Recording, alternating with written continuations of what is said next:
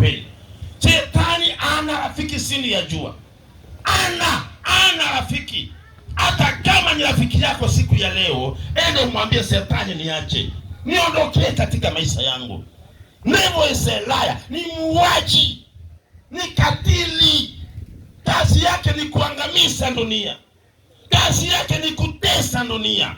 Lakini Mungu akaupenda ulimwengu, akamtoa mwanae wa pekee, ili kila atakayemwamini aweze kurithi na kumiliki ufalme wa mbinguni. Haleluya! Kwa hivyo jambo la muhimu hapa, Yesu alikuja kupambania nafsi ya mwanadamu.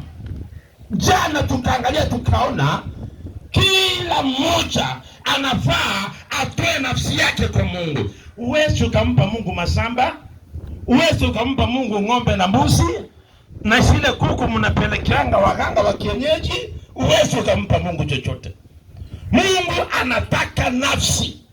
Nawaambia leo, saa hii Ngilori amelala hapa na tunaenda kumulaza pale kaburini. Tunjaribu kusongeza masisi yake, tuseme mpaka mwezi ujao, na kuambia atawahangaisha. Maana nafsi ya Ngilori haijafa, kile kimekufa ni mwili. Take this word. Kile kimekufa ni mwili, nafsi haifi.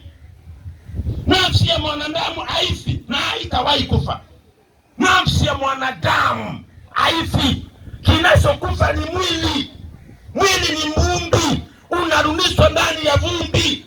Sasa hiyo nafsi inakuanga ndani yako, hiyo ndiyo nafsi inang'ang'aniwa na Shetani, inang'ang'aniwa na wachawi, inang'ang'aniwa na waganga, na waganga na wachawi ni maajenti wa Shetani mwenyewe kabisa.